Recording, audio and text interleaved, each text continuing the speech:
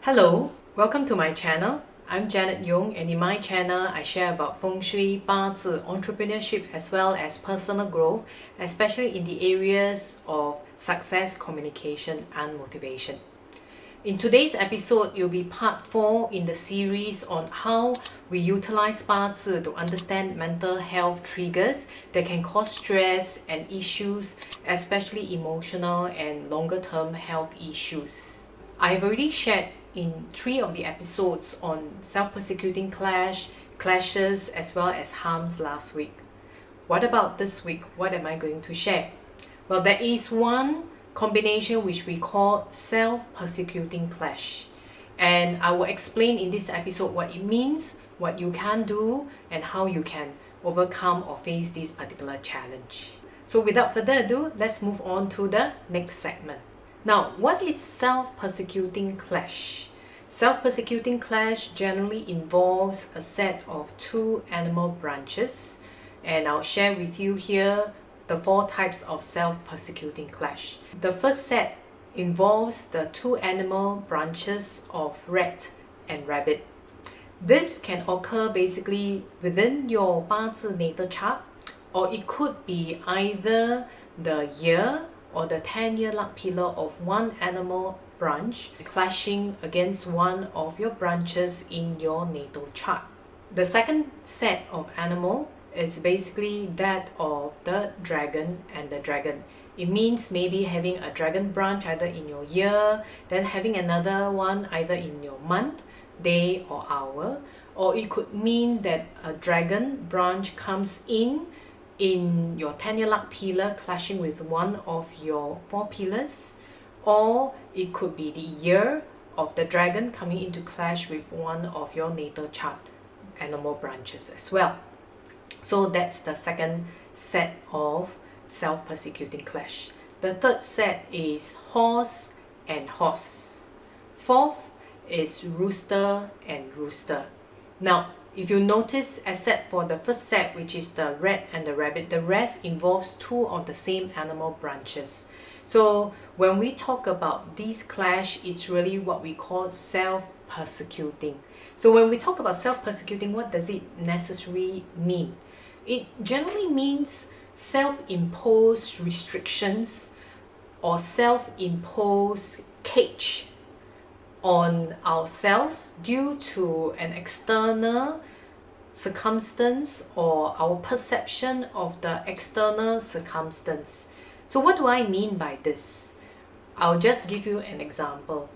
If one of the branches, let's say dragon, is present in the year and another is present within the day, as shown in the chart in this particular slide, you will see that for this person, what they usually have self-imposed restrictions on is generally maybe they feel that the general bigger company environment or the environment that they grew up with, maybe with their grandparents, have created certain restrictions, and therefore they feel a little cornered because they can't really do anything to change that circumstance. Or maybe this dragon, instead of being in the year pillar, is in the month pillar, and the other dragon is in the day pillar itself.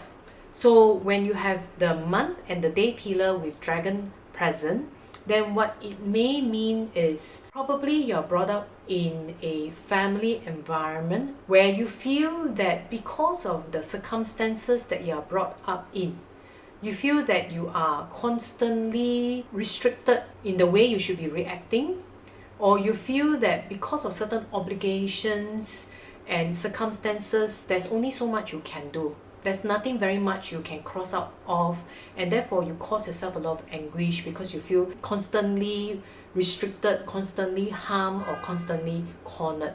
However, what I would like to highlight is the term self-persecuting. Self-persecuting means most of the time, like in a lot of times I mentioned in Bazi, when we are looking at our own Bazi natal chart, our perception of the external environment, our perception of what's happening. So a lot of times this happened because of the person's individual obligation or what they feel they want to do. Therefore, because of that, they feel a sense of loss of freedom, and therefore it's self-persecuting, causing them a little bit more anguish. So what can we do about this particular situation? In the next part of this video, I'll share tips about what you can do to overcome this particular challenge. Step 1 or tip number 1 would be, as usual, having awareness. Once you have that awareness in your chart, which if you have not gotten your chart at this point, please go to bazicalculator.janetyong.com or the link that I'm showing here so that you can download your Bazi chart for free to basically look at the animal branches that are present within your birth natal chart. Now, if you see that within your chart, you do have either the rat and the rabbit, the dragon and dragon, the horse and horse, or the rooster and rooster, either within your Bazi natal chart or a 10-year luck pillar coming in to cause this particular clash, then the first step after having that awareness is understand the kind of perception with the different parties that you will have.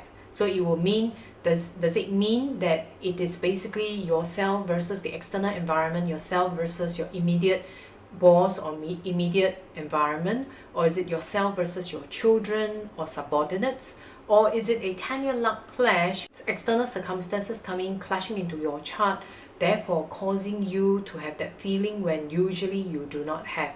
So that's basically the first step, awareness and understanding which part of your life or perception is impacted. Once you investigate your chart and understand the circumstance, the next step would be taking a step back and looking at the entire situation and understanding whether in this particular situation, is it just your perception, or is it really the circumstances that are involved that you feel that you are obligated to do certain things. So once you have taken a step back and realized that maybe the circumstances is not what you think it is after checking out with the parties involved, then it may be a time to let go. Now, what do I mean by let go?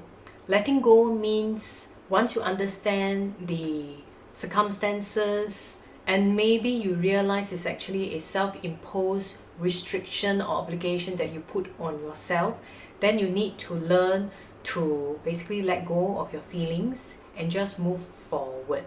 So that's what I mean by letting go, because you don't allow the situation to control or trap you anymore. Then if after investigation you find that no, you are still obligated because it's your parent, because of the circumstances that you are involved in, then you need to learn to take a step back and basically make the best of the situation.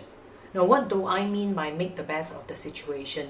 Making the best of the situation means moving forward one step at a time. Do not have negative thoughts that basically makes you feel even worse, and do not grumble about the situation because you have consciously taken a decision to move in that direction. You can choose to let go, but if you choose not to let go, then there is no point complaining about it, because the more you complain, the more you feel negative about the situation, or the more you grumble, as I mentioned in many of my videos, the negative energies around you will be attracted even more to you, causing you even more negativity, causing you even more issues in handling and overcoming this particular challenge. Therefore, learning not to let your thoughts control your emotions is crucial. Just like what Marcus Aurelius mentioned in his book Meditations. The happiness of your life depends upon the quality of your thoughts. So why did he say that?